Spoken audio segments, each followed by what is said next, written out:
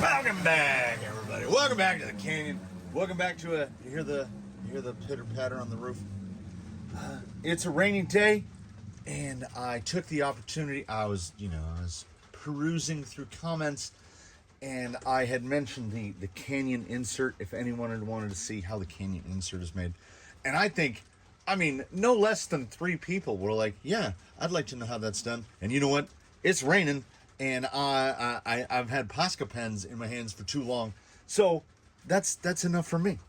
Susan is going to move over here, far out of the distance. We're going to go over making the canyon insert from super soft, up through medium. You can go above and beyond. There's a lot of adjustability here.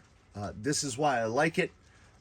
The 3D printed insert, as I've said in the past, is probably the future, but I'm not sure it's the present, because when you get a 3D printed insert, it pretty much has to be specifically tailored to that tire.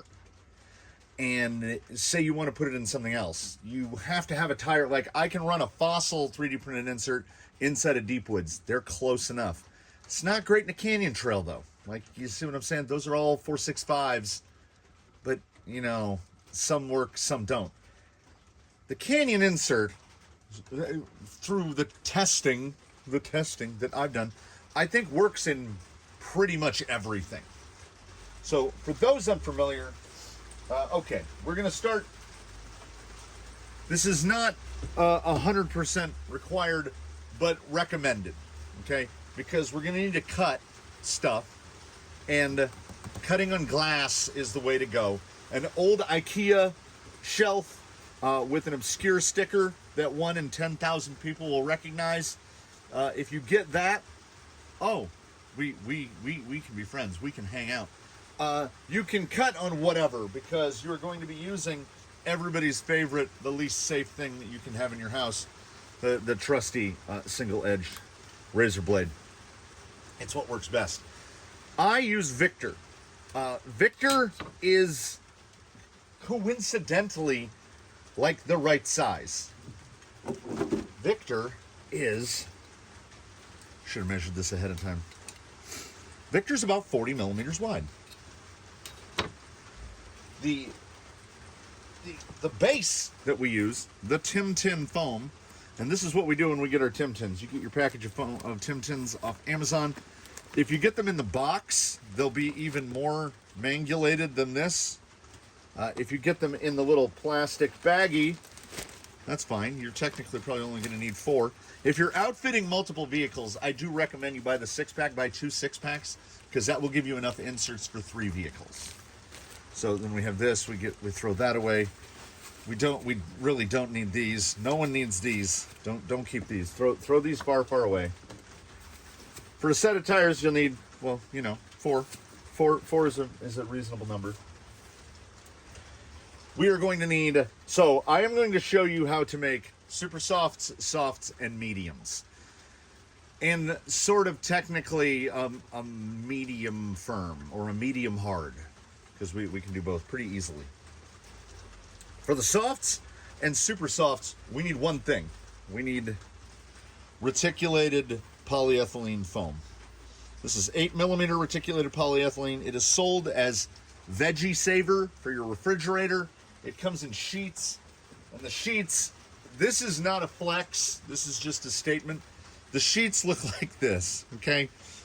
They come in all sorts of different colors. These are sourced internationally, and you can see, I mean, there's a variance between the types of foams. So on the pinch test, they feel pretty much exactly the same, but my recommendation is if you're making a set, make them out of one sheet. Like if we were going to use this sheet, I would use this sheet independently, because the porosity seems different. For the purposes of this episode, we are going to use what is locally sourced in the Americas on Amazon, because it's yellow and it's, contrasty. When I draw on this stuff to make my first series, like the camera can't even focus. It just thinks it's not there. When I make my marks on these to cut it, it's really hard to see the pen marks.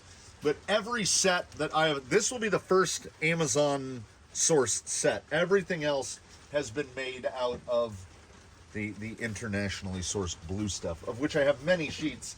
And the Amazon was purchased purely for test purposes to see if it was the same stuff.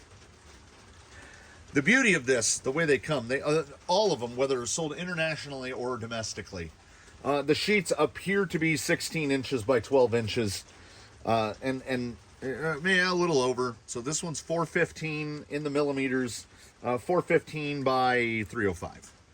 And that 305 is nice because a single wrap this way is basically a wrap. That, once put together, is a super soft. I mean, it'll give you a lot of bag to it. I'm running super softs in the front on one or two rigs. Mostly, it's soft fronts, medium rears. That is the kind of the meta that we've landed on. We'll get to how to make the mediums after we go through the softs, the super softs and the softs. Good pair of scissors, and by good I mean some Fiskars that come in a 2-pack. They're inexpensive. Also important, carpet tape. This is double-sided carpet tape. It is very thin. It comes in a big roll. The roll is something like 30 yards. I've made a dozen sets of this, and when it started, it was probably not quite twice as thick as it is now. So this is the solitary drawback to home brewing your own inserts, is you can't buy enough to make just one set. You can't just say, oh, give me one of those things. These come in a 4-pack, but you can take the other ones and put them under the fruits and vegetables in your refrigerator. So, I mean, it does pay off. So, we're gonna do the soft. We're gonna build both of these into softs because that is how they will be used. The vehicle that they are going on, I genuinely do not think that they will be going on super softs. 465, 475 doesn't seem to matter. We're putting 16 millimeters of thickness of the reticulated polyethylene on the outside of the hard foam inner.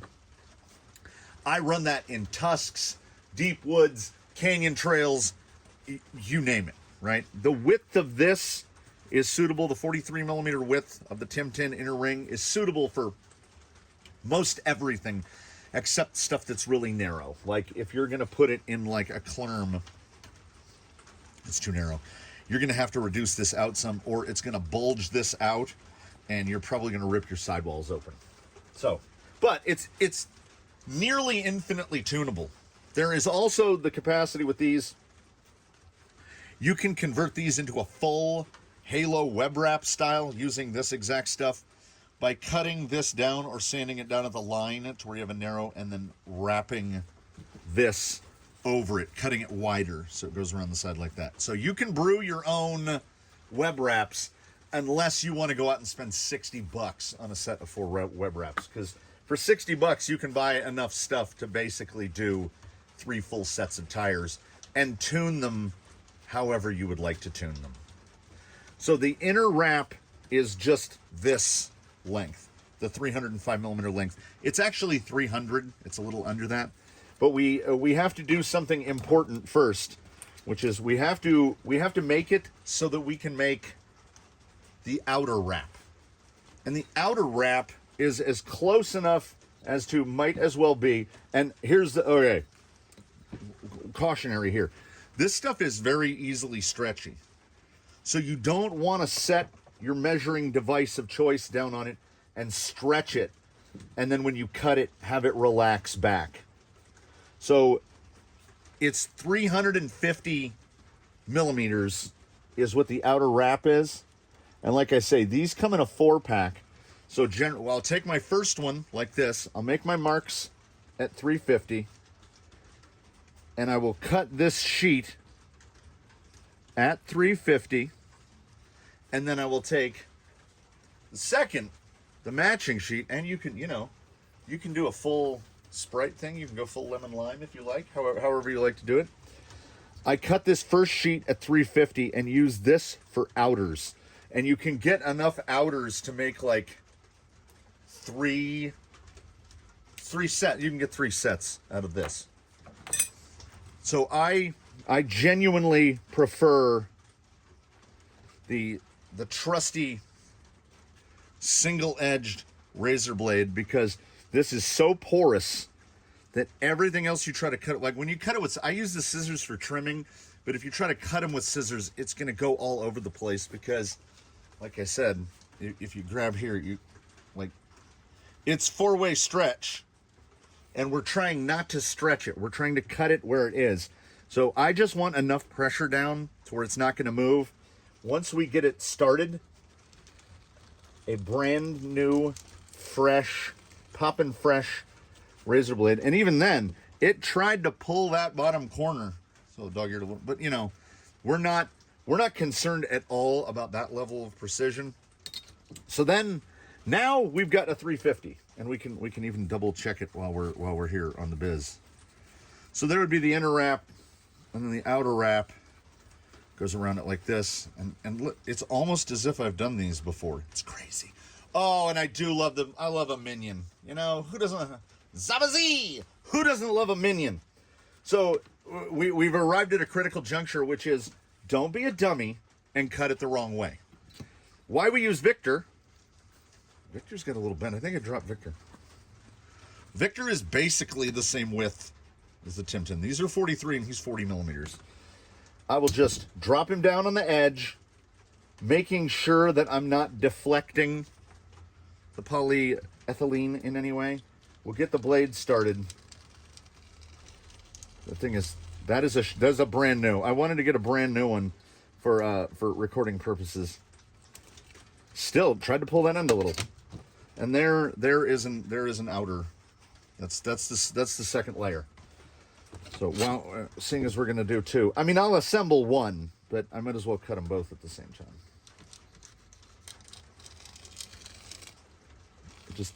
It doesn't sound pleasant, does it? There we go. Yeah, that one cut real nice. The sharper the blade, the better you are. Honestly, if you buy single-edged blades the way I do, I just use basically a blade per session. Like, I'll make enough inserts to wrap 4 of these and then just throw the blade away. Because once they start to get a little dull, they really, really drag. We can get one more out of this. And typically, when you make a full set, your waste at the end of the day will be a razor blade, this much from the short side, and a piece about this big from the long side. So we're using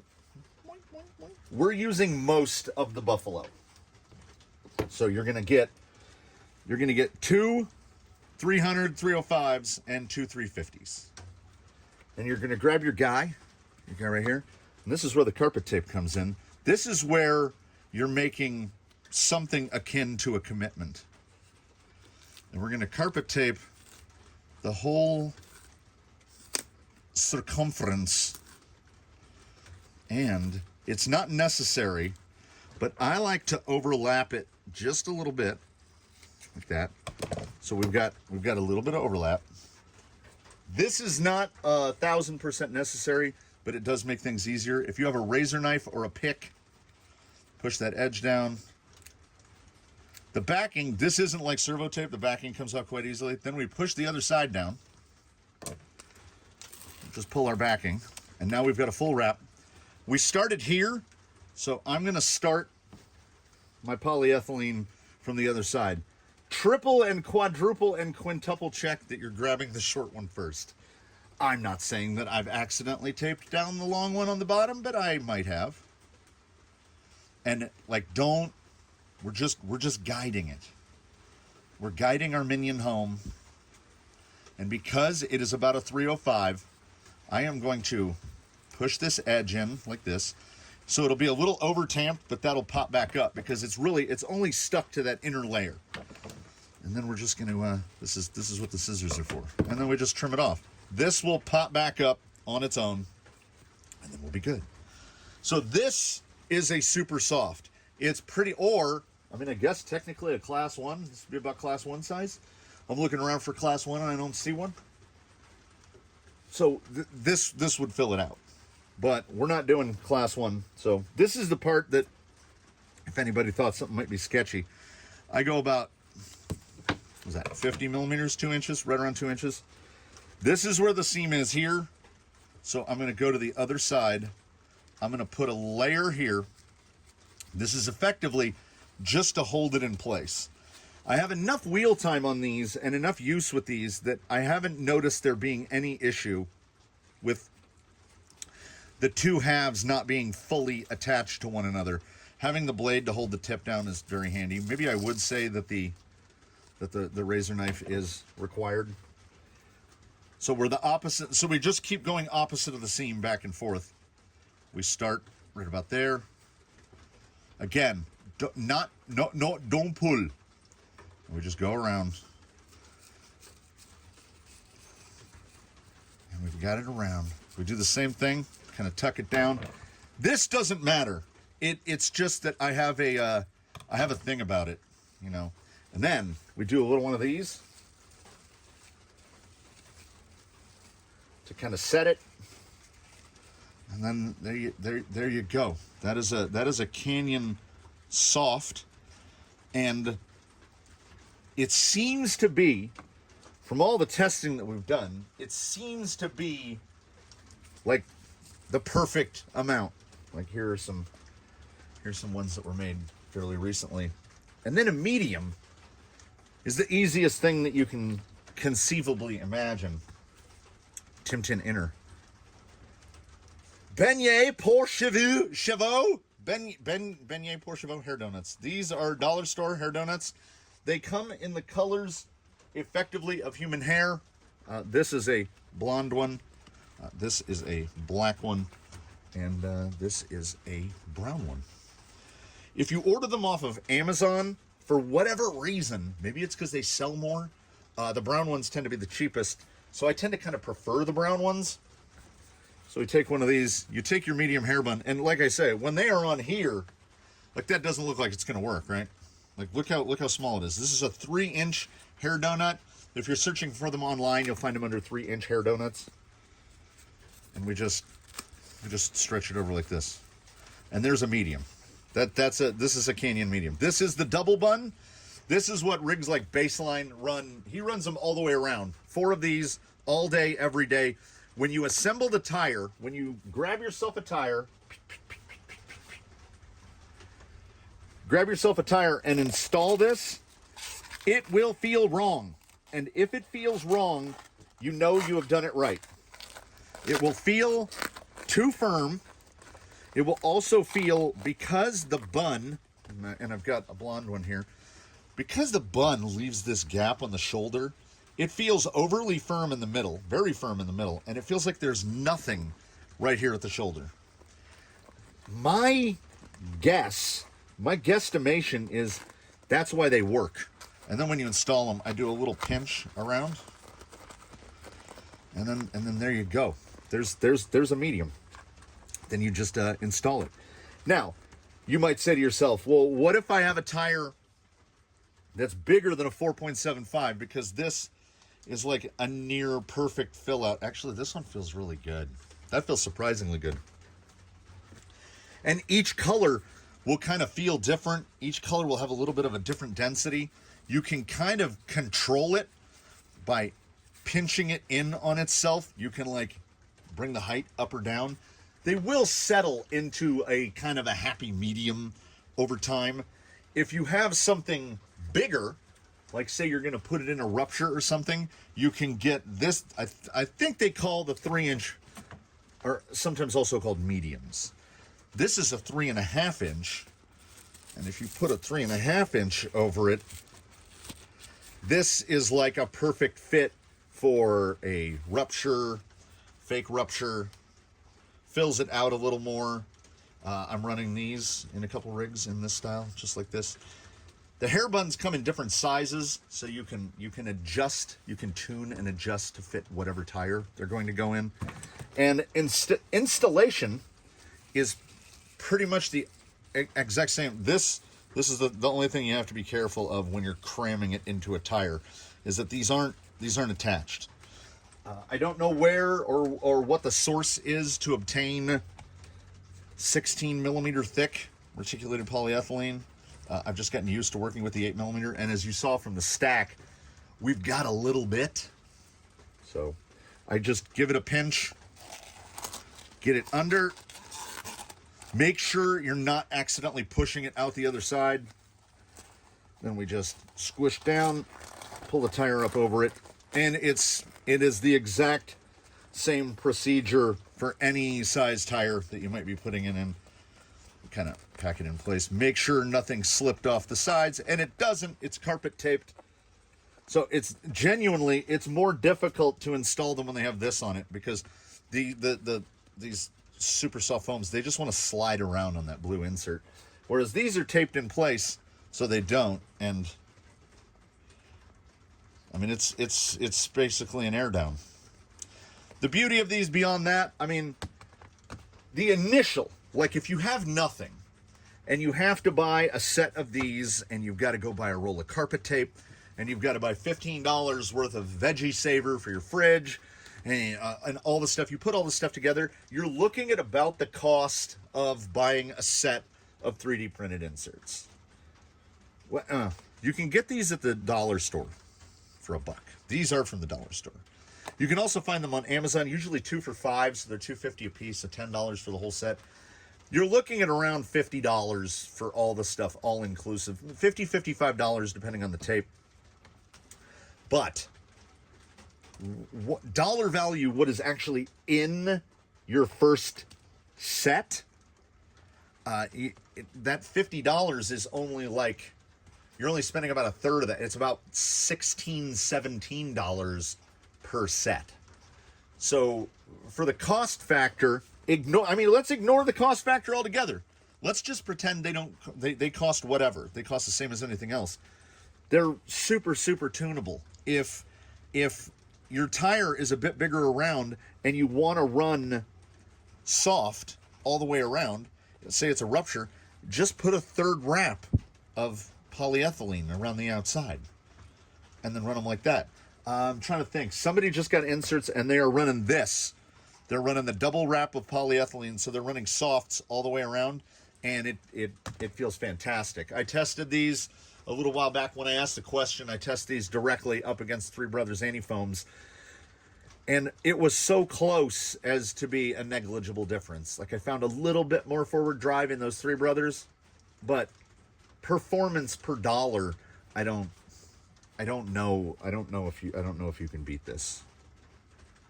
Like, they're tunable, they're inexpensive. Like a 3D printed insert, they are completely water rated. Like, if you want to drive in the creek and you're that guy that is like, I don't want to ventilate my tires, 2 holes in the carcass, put these in them. I had just dismounted Baseline's tires after he had done a bunch of rain testing and all that stuff. There was not a drop of water inside of his tires. And the only thing was, right up, like along this edge, what would be the shoulder, so right along here on the outside, there was just dirt. There was like dried dirt up on the inside, because it all gets in there. A beadlock will let pretty much anything in there. And then there you've got it, and there you go. Like, the requirements are not specifically that high to do this. I don't think that the amount of technical skill required to do this is that high. It's just, I do understand this is something at least approaching a commitment, because you have to be willing to say, yeah, I'll spend that much money on this stuff because I am the particular type of person that wants to be able to tune my inserts to my precise liking. And if you are that person, then I do not hesitate to recommend the Canyon custom insert to anyone who wants to build them, because they are not, this is not a strenuous process. There's really no messing up. I have successfully removed the carpet tape from the blue inner in the past. It just comes right off. We're not out that much. Should we do it and then say, I didn't like that. And I'm sure you can't please everyone all the time. Somebody is going to build a set of these, presumably, and be like, oh, I don't like that at all. That's cool. That's cool. Different strokes, indeed, for different folks. This is my favorite thing. I buy stuff to test. Stuff gets sent in to test. Different 3D printed inserts, different whatever, different inserts of any kind. And I am completely ecstatic to test whatever for anyone whenever. But honestly, the future of tire, when a tire comes into the canyon, odds are whatever insert came with it is going to be discarded, or, well, that's a lie. It will be shoved in a hefty bin, never to be used again, because I seem to be incapable of throwing them away. And then it will have these inserts installed, because that's how long it takes. Now, I acknowledge I have built a lot of these, like a lot. So maybe it's easier for me than it is for others. I don't know. I learn as I go, and my goal in my life, as whatever I am now, is to just hopefully spread that knowledge to anyone who thinks they might be able to use it. What did I used black. Did I use black? Is that brown? That's brown. I used brown. So we'll assemble the last one, and then we'll... Yeah, but I really like the feel of that white one. Blonde, I guess. I guess it's blonde. And there, ladies and gentlemen, there you go. You might ask, you might be saying, what about class 1s? Well, the Ultra Soft is going to go in your class 1. And I don't know if you're going to be able to go much thicker than that. I don't think I'm running this setup in a class 1. I am not.